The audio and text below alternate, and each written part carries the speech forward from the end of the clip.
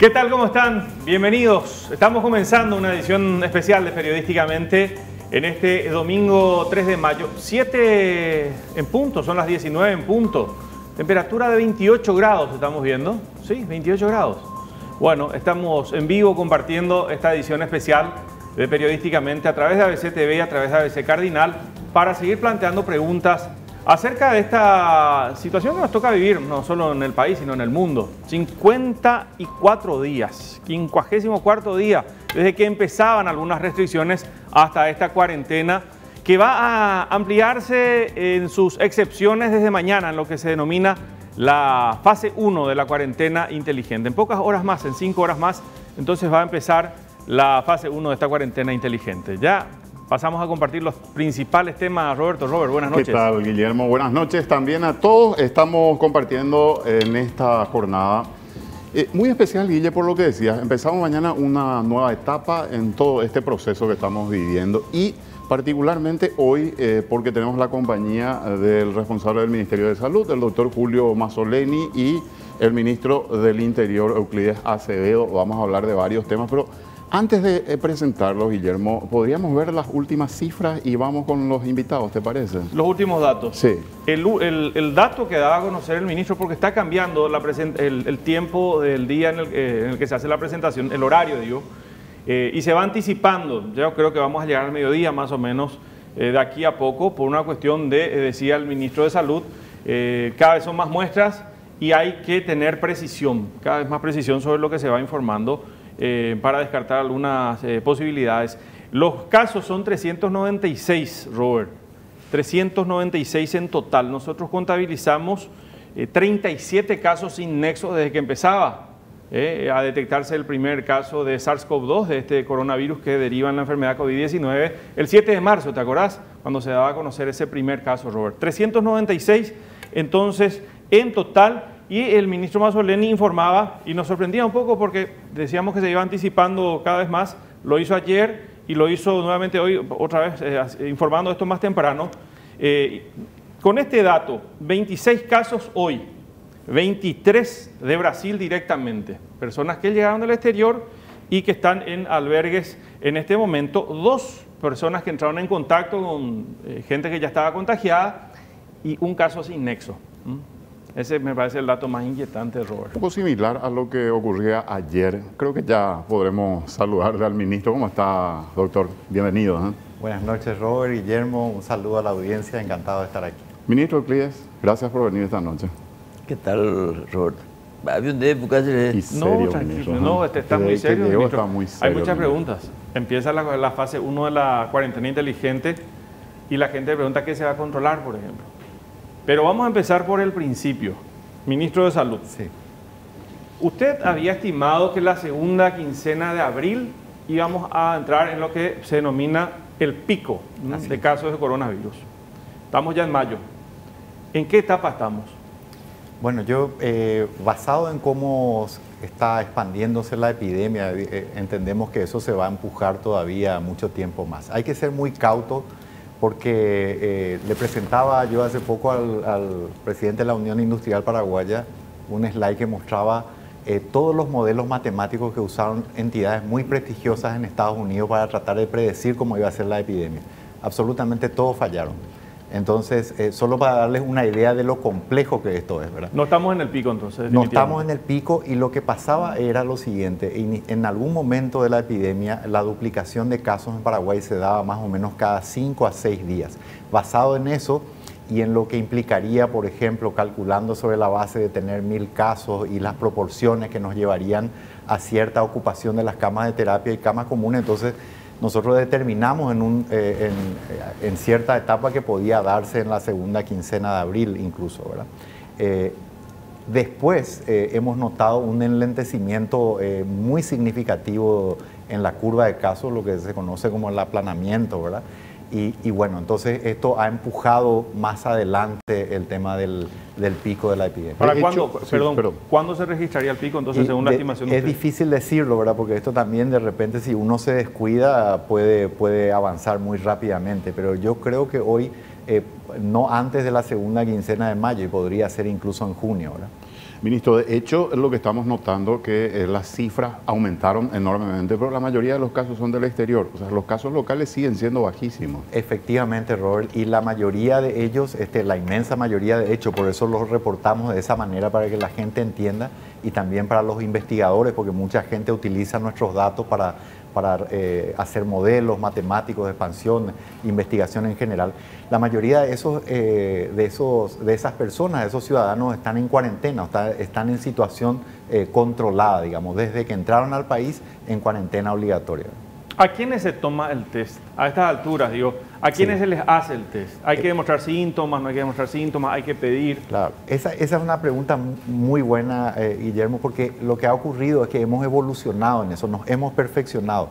Paraguay siempre ha sido el más estricto de todos.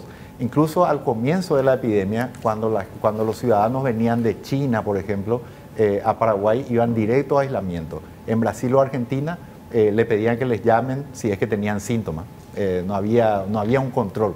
Nuestro caso, también aprovechando nuestra envergadura, nuestro tamaño, nuestra conectividad, nosotros fuimos muy agresivos. Bueno, pero yendo a tu pregunta, esto fue evolucionando y hoy lo que hacemos es lo siguiente, le tomamos muestras a cualquiera que tenga al menos 2 síntomas, cualquiera de fiebre, nariz congestionada, estornudo, tos, dolor de garganta, pérdida del sentido del olfato, del gusto, tos. O sea, cualquier persona que tiene eso tiene que hoy, tener 2 síntomas. Tiene que tener pero 2 tiene síntomas. que llamar a pedir que se le tome, o por ejemplo, ha habido casos de vecinos que llaman a decir: mi vecino tiene tos y fiebre hace varios días. Sí, en realidad debería llamar al 154, ahí le van a orientar y aprovechar algunos de estos centros de tomas express, eso sería lo ideal.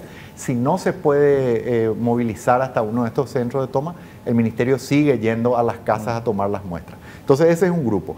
El segundo grupo que usamos son todos los pacientes internados con cuadros respiratorios graves, ya sea en terapia o en camas convencionales. Síntomas respiratorios, tiene una neumonía, por ejemplo, entonces se le toman las muestras. Eso es verdad. El tercer caso son aquellos pacientes, o mejor, aquellas personas que llegan al país y van a estos albergues, ¿verdad?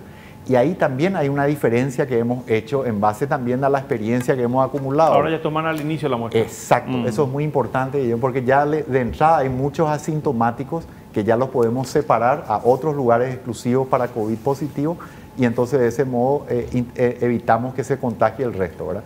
Y también, naturalmente, como lo veníamos haciendo antes, al día 14 para poder salir alta. Y me falta un grupo más, Robert, y termino con eso. Los contactos. Los contactos antes los poníamos en cuarentena, 14 días, y si no tenían síntomas, los dejábamos ir. Hoy no. Hoy, al cumplir 14 días a los contactos, también le tomamos muestras. Ministro, ¿cuánta gente hay en albergues actualmente? Uy, es un número cambiante. Creo que estamos alrededor de, por lo menos por encima de 1.300, 1.400 la última vez que yo vi. Puede que esos números estén más altos incluso. Nos preguntábamos si esta cantidad enorme de los que están dando positivos, ¿son los que entraron acá y estuvieron en el Puente de la Amistad o son grupos diferentes? La inmensa mayoría son grupos diferentes a lo largo de todo el país, en la zona Alto Paraná y otros también que en otras zonas del país. Pero la mayoría o casi todos son provenientes del Brasil, digamos. ¿Qué va a controlar la policía desde mañana, ministro Acevedo? Porque cambian las actividades, se agregan actividades, pero si sigue, por ejemplo, el sistema de chapa par-impar, pero se agrega la posibilidad de los delivery sin restricción horaria, inclusive delivery que se pueden hacer hasta después de las 11 de la noche. No. Los controles van a ser igual que siempre.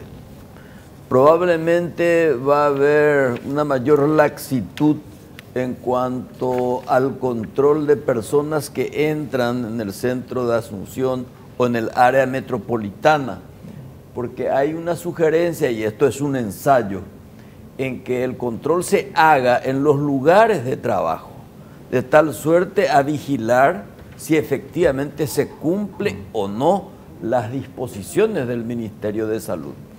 Vamos a seguir contando con la cooperación ya limitada de los fiscales, porque estos, por una acordada de la Corte, van a tener que hacer su trabajo diario normal, en detrimento de quienes tenemos que controlar todavía a las personas. Y las Fuerzas Armadas, por supuesto, también. Y yo le decía la vez pasada a un colega de ustedes, una cosa es ser flexible, otra cosa es ser flojo. No vamos a ser, seremos educados, seremos cordiales, no usaremos ningún lenguaje agresivo, pero todo se va a controlar. Ahora, vamos a ir viendo cómo se comporta la ciudadanía. Sigo creyendo en la disciplina ciudadana, gracias a la cual tenemos estos índices controlables, ya supe, por no decir esperanzadores, pero acá el más mínimo descuido y vamos a irnos a una propagación incontrolable, lo cual nos va a obligar seguramente a poner el freno de mano. Pero la policía va a poder también hacer control del cumplimiento de normas en los puestos de trabajo, o eso va a estar estrictamente delegado, asignado a funcionarios de trabajo y de salud pública, ministro. No, la policía va a tener que hacer eso independientemente del control que pueda hacer el Ministerio de Salud en determinados sitios, a ir a controlar a alguien que tiene síntomas o a alguien denunciado por síntomas, pero la policía está obligada a ir a un sitio donde hay aglomeración y decir, amigo, dispérsense. No sé si es un lugar público, pero en el caso de una empresa privada, pues una fábrica. No importa. No, tenemos facultades para hacerlo. ¿Por qué, Guillermo? No es por una especie de vocación patológica a la invasión o al control. Es que estamos obligados porque mucha gente va a trabajar a puerta cerrada probablemente. A pesar de controlar, ¿y por qué? Porque allí donde se puede producir el desbarrancamiento, porque hay gente que dice, bueno, a mí ya no me alcanzó, no me va a alcanzar luego. Y bueno, hay solemnes idiotas que merecen ser vigilados. Ahora, en el decreto del tema del delivery, quiero nomás puntualizar, Roberto. Sobre ese punto nomás, para la gente que tenga conocimiento, ministro, va a poder llamar al 911, por ejemplo. Y claro. decir, incluso los propios trabajadores que están apiñados en un lugar, por ejemplo, podrían llamar a ese número. Están obligados a hacerlo. ¿Por qué? Porque la gente olvida que acá se está vulnerando, primero, una prescripción constitucional que es el derecho a la salud y por lo tanto a la vida. En segundo término, vos te vas a convertir en cómplice si es que no denuncias una expresa violación del Código Sanitario o de la Ley del Medio Ambiente. Entonces, que tengan cuidado en ese sentido. Seguimos creyendo en la responsabilidad, pero nunca falta un pelota cuadrada que haga lo que no tiene que hacer. Yo te preguntaba lo de los delivery, Sí. porque tenemos el decreto a mano que ya salió Sí. esta tarde. Y dice el punto 9 del artículo 3, servicio de entrega a domicilio, delivery, los servicios de atención remota al cliente, call center, y las farmacias, las 24 horas. ¿Se entiende las 24 horas solamente a las farmacias? Las farmacias. Los delivery hasta las 11. Hasta las 11. De 5 de la mañana a De 11. 5 a 11. O sea, si vos querés hacer un pedido, hacerlo a las 10:30. A las 11 ya no puedo hacerlo, a las 11 tiene que tuvimos 11. Sí, el ministro de Salud quiere agregar algo al respecto. Un aporte acá, porque es muy importante. Acá el control social es fundamental, pero está en el mayor interés de las fábricas que realmente estos protocolos sean seguidos a rajatabla. ¿Por qué? Porque no va a ser el gobierno, no va a ser el ministro Euclides ni yo el que le va a cerrar la fábrica, va a ser el virus. Entonces es muy importante que eso tengamos en cuenta, ¿verdad? No, lógico, el empresario es el que se va a ver perjudicado, el industrial se va a ver perjudicado. Alguien detectado allí supone cuarentena para todo el funcionariado, para todos los empleados. Hubo cambios, esto es muy importante, voy a meter un poco el tema. ¿Por qué esta reorganización de viceministerios en el Ministerio de Salud? Ya tenemos el decreto acá, vemos que el doctor Juan Carlos Portillo es nuevo viceministro de una de las áreas, junto al doctor Julio Rolón. ¿Por qué se dan estos cambios ahora en medio de esta situación, ministro? Bueno, estos cambios en realidad están contemplados desde el año pasado. Fueron generados a través de un espacio propicio para esto, que es el Consejo Nacional de Salud, en el ámbito de la reforma del sistema de salud. De los primeros pasos, se trata de un reordenamiento de la casa, donde ahora se van a ordenar aquellas direcciones que tienen que ver con la rectoría del ministerio por un lado, y aquellas que tienen que ver con la prestación por otro lado, y hay ciertas direcciones que van a quedar a cargo directamente de la máxima autoridad, ¿verdad? Eso por un lado, o sea, ya está previsto en el presupuesto, ¿verdad? Ya fue esto trabajado con Hacienda, no representa ningún gasto importante para el Ministerio de Salud Pública o para el Estado en general. y va a permitir justamente un trabajo más eficiente, más ordenado y sienta las bases de una futura reforma del sistema de salud. Tiene que ver también con cuestionamientos hechos a procesos de compra de insumos, ese cargamento que vimos, frustrado cargamento de insumos por 14 millones de dólares, ¿o no? Sí, bueno, eso está en investigación, como hemos dicho. No, digo por el cambio de los viceministerios, la reorganización, ¿tiene que ver con eso? No, en honor a la verdad, esto estaba previsto mucho antes. De hecho, habíamos enviado el proyecto ya más o menos en el mes de febrero de la reorganización, porque en realidad es un reordenamiento, no hay ninguna ampliación significativa del organigrama del Ministerio de Salud, y yo creo que nos va a permitir trabajar mucho mejor. Acuérdense que el Ministerio de Salud tiene más o menos 40.000 funcionarios y tiene un solo viceministerio, o tenía un solo viceministerio. ¿Cuántos viceministerios tiene actualmente? Y con esto son dos. Son dos, o sea, dos. quedan reducidos, digamos, a los que tienen. Dos. Rectoría ahora y prestaciones por otro lado. Rectoría Rolón, prestaciones Portillo. Correcto. Esa es la nueva. En la práctica es más o menos lo que venían haciendo ambos, ¿verdad? Lo tenemos también al doctor Guillermo Sequera, ya está con nosotros, no sé si lo podemos saludar o me dicen que hacemos esto luego, pues le pedimos que también esté... lo saludamos al doctor Sequera. ¿Qué tal, doctor? ¿Cómo estás? ¿Qué tal, Guillermo? ¿Qué tal, Roberto? ¿Qué tal? ¿Cómo está, doctor? Tenemos Hola. muchas preguntas también. ¿Puedo ir hacia allá con una pregunta? Hace mucho quería hacerla. Esta teoría de la inmunidad de rebaño, claro, es una teoría dentro, una estrategia dentro del campo de la salud. Pero en el caso de este coronavirus, ¿sería absolutamente efectiva? Es decir, ¿está demostrado científicamente que quien ya tuvo el SARS-CoV-2 y la COVID-19 no va a volver a contagiarse? Por eso se habla de la inmunidad de rebaño. Mira, hay mucha evidencia que muestra que todavía haber pasado el coronavirus genera inmunidad, no genera... Esta es una discusión científica académica todavía. Acuérdense que hace 4 meses y días que conocemos a este virus, pero no debería de ser muy diferente a un montón de otros virus que ya los conocemos, inclusive los de la misma familia.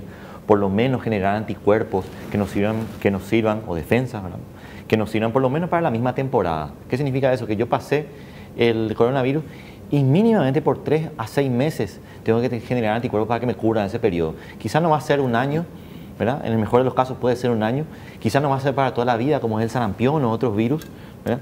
Pero en el peor de los casos, entre 3 a 6 meses la inmunidad debe haber, ¿verdad? Es cierto que no hay evidencia contundente de que esto es así, pero no debería de ser muy diferente a todos los otros virus, ¿verdad? Que no haya evidencia no quiere decir que hay evidencia de que no hay, ¿no? O sea, no hay evidencia tampoco de lo contrario. Pero tampoco yo me quiero alejar un poco de todos los otros fenómenos. Pero hubo ya casos de gente que volvió a contraer el virus. Los casos que se dijeron que fueron así, luego fueron descartados. O sea, hasta la primera ahora no hay vez, casos, entonces. Sí, en Corea y en China se declararon muchos casos de que ya tuvieron el coronavirus y volvieron a tener, y luego ya Corea se encargó de desmentir, o sea, de reafirmar de que realmente la primera vez que tuvieron no fue coronavirus, que realmente ahora era, y que algunos realmente ahora no era coronavirus, era otra patología, y la primera vez sí fue coronavirus. O sea, hay mucho que todavía que estudiarle al virus, como dije, hace 4 meses recién que lo conocemos, hay muchísimo por aprender de él. Doctor, con respecto al tratamiento que hoy se está brindando a la gente que contrae el virus, porque hay muchos que ante las informaciones que van surgiendo, incluso van hasta la farmacia, se compran los medicamentos que están disponibles, ¿verdad? Pero ¿cómo se está dando el tratamiento hoy y cuál es la indicación que tiene el Ministerio de Salud para la gente que contrae y se confirma que efectivamente tiene la enfermedad? Mira, con respecto al tratamiento, la verdad que hay toda una discusión global al respecto. Sí está un poco más claro en los pacientes que ingresan al hospital, los que entran ya sea hospitalización por requerimientos de oxígeno o cuando entran a terapia intensiva necesitan estar ventilados. Sí hay todo un arsenal terapéutico que cada vez está quedando un poco más claro, ¿no? Por ejemplo, el uso de la hidroxicloroquina, la citromicina, los anticoagulantes, el uso de corticoides, inclusive el uso de anticuerpos monoclonales. Hay todo un arsenal, no hay mucha evidencia de que sirve, ¿verdad? Está todavía en discusión, ¿verdad? Pero sí está en mayor discusión el paciente que es leve, ¿sí? Y ahí un poco depende un poco de los recursos que tenga el país, pero también del consenso de las sociedades científicas al respecto, ¿verdad?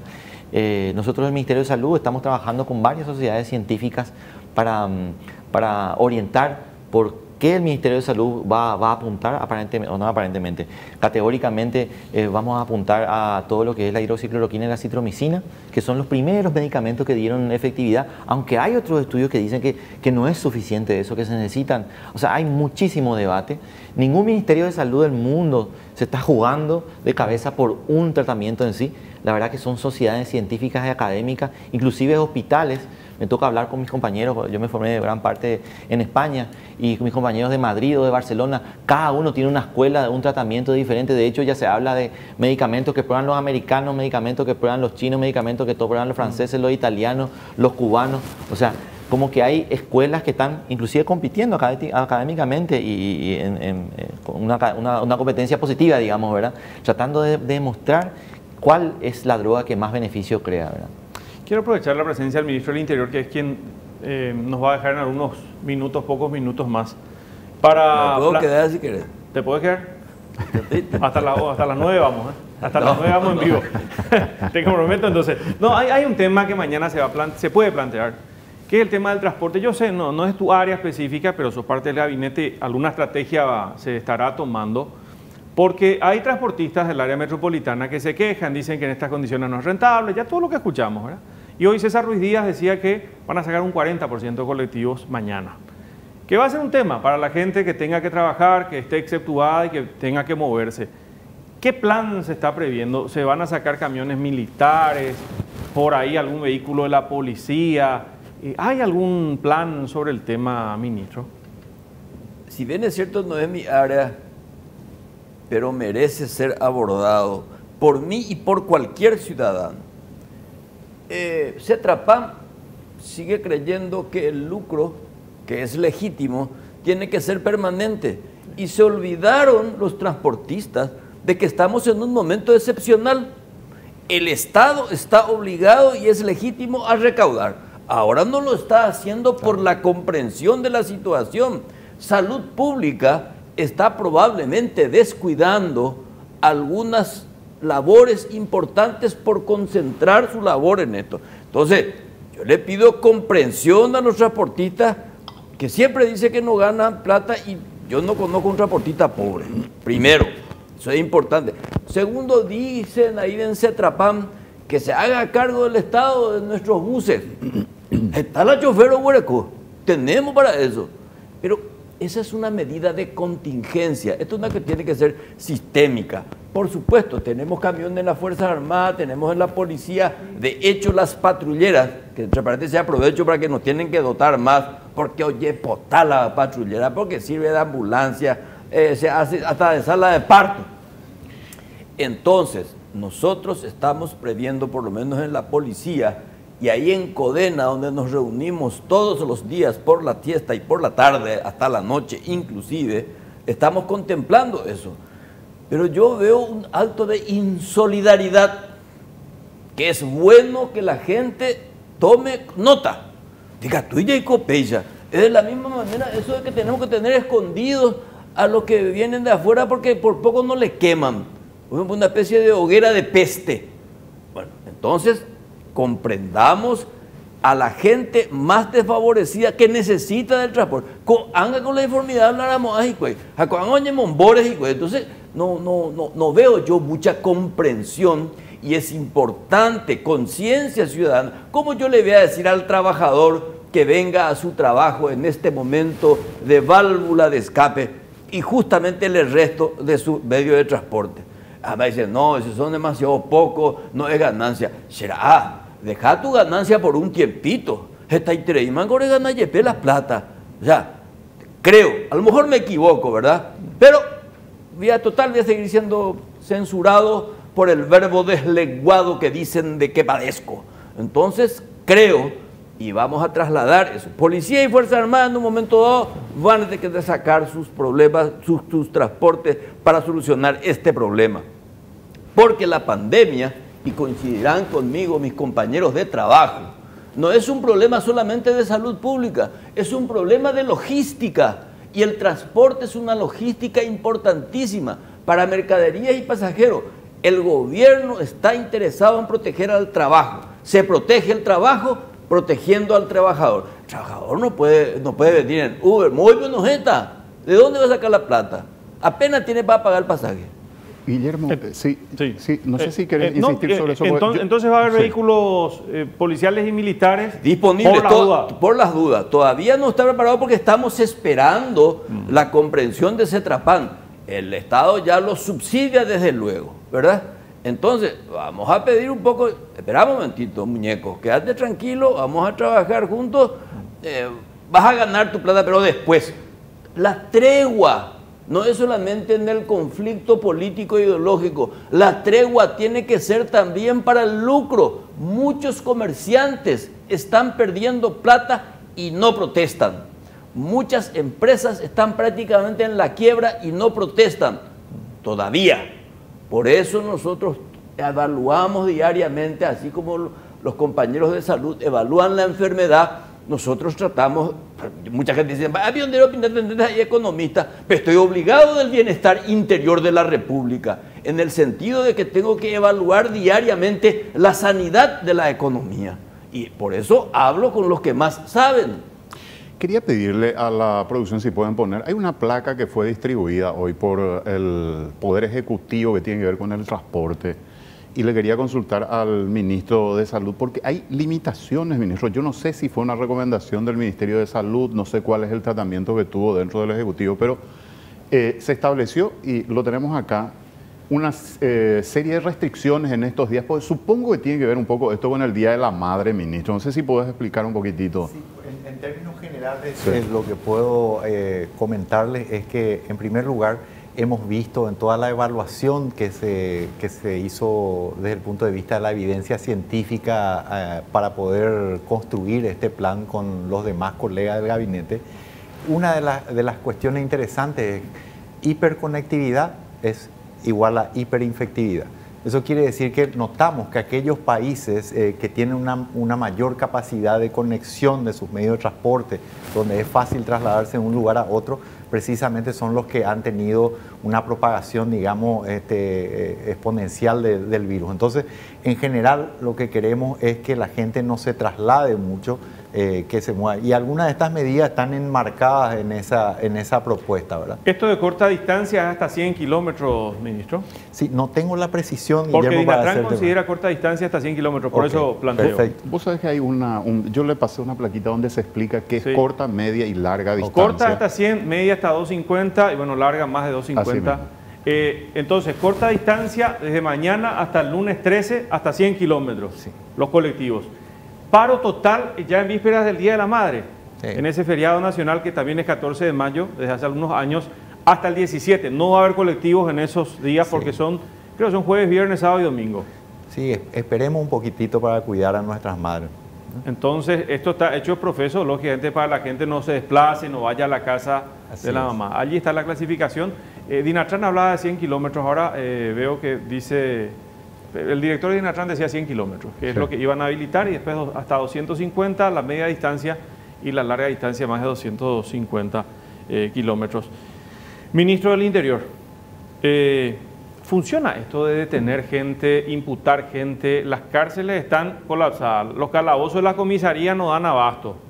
¿Qué se hace con toda esta gente que es procesada? Va a trabajar a su casa, hacer la cuarentena que tenía nomás luego que hacer, pero con un proceso penal encima. Está funcionando, digo, el sistema. Ahí hay toda una discusión. Perdón, porque da la sensación de que se relajó todo, no de parte de la policía, sino de parte de la gente. No, lo que pasa es que tenemos acá un problema logístico de vuelta. Nuestras penitenciarías no están preparadas para tantos presos, y eso es hace mucho tiempo.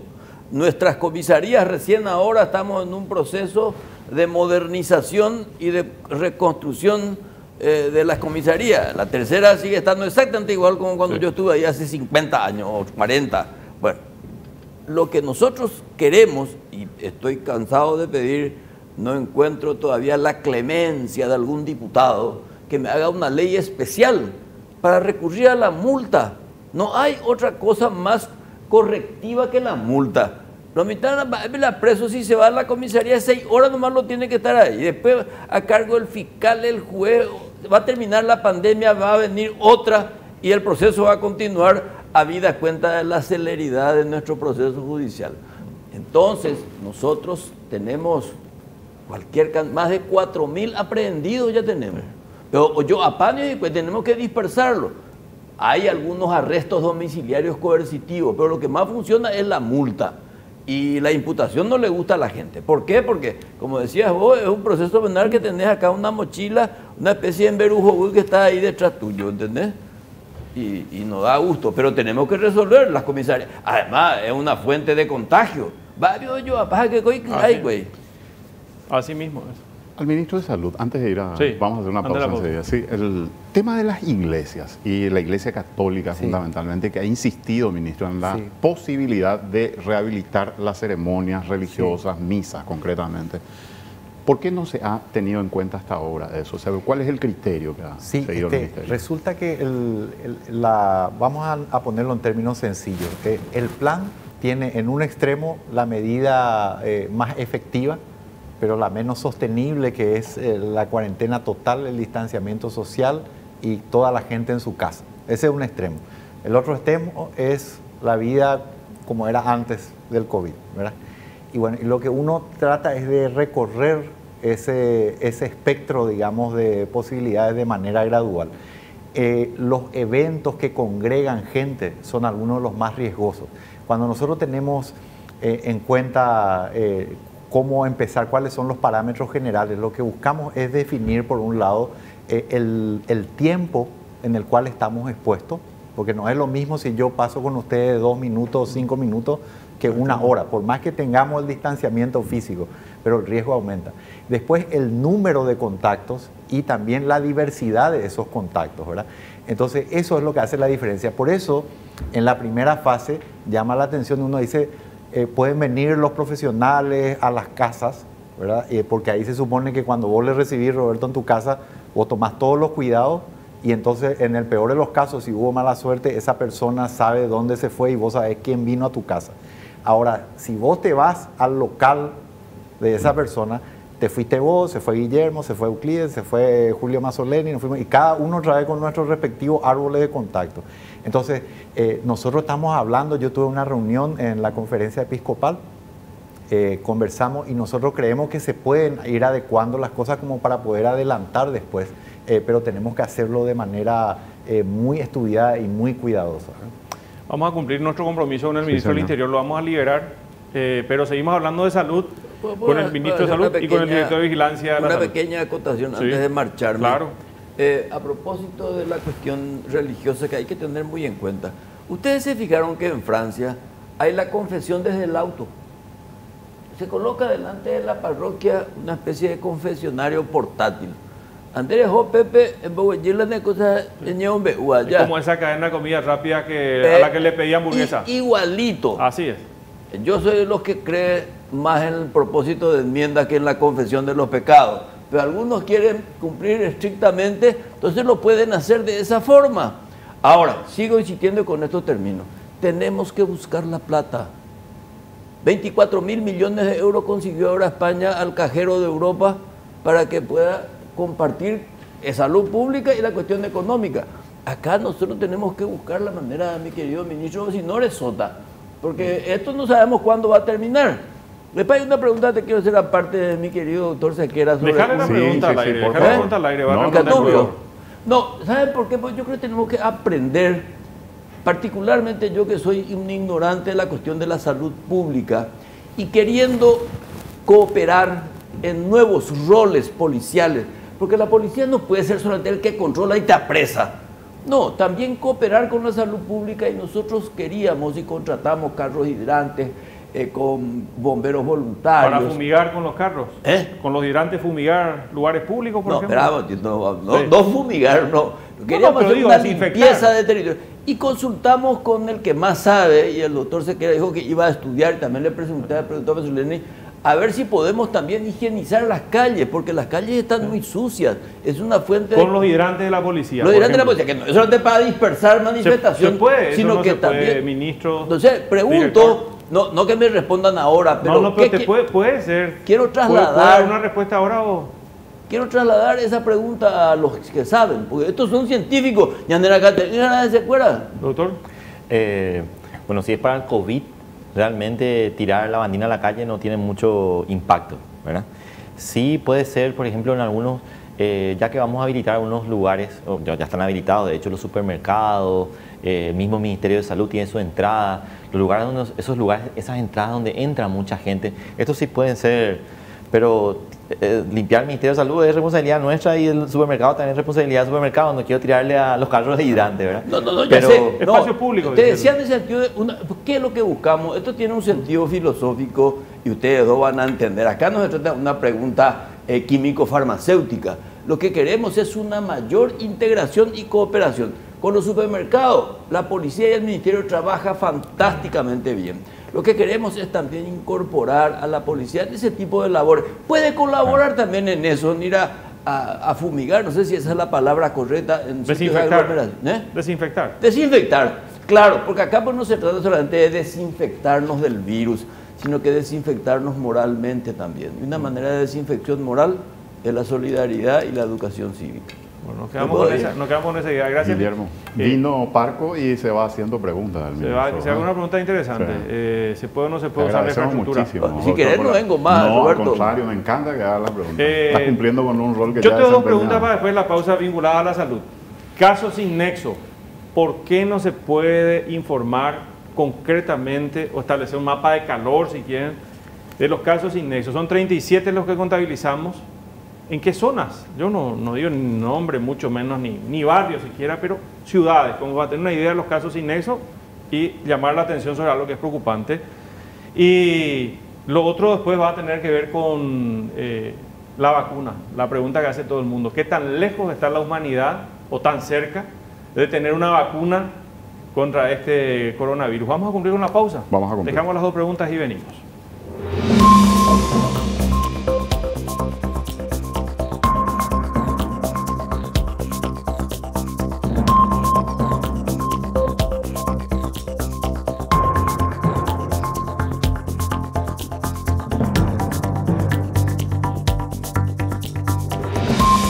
Bancopp es un banco trabajando para vos, por eso creó préstamos ganaderos que te permiten extender el plazo de tus vencimientos. Te da hasta 12 meses de gracia y podés pagarlo hasta en 24 meses. ¿Buscas tranquilidad?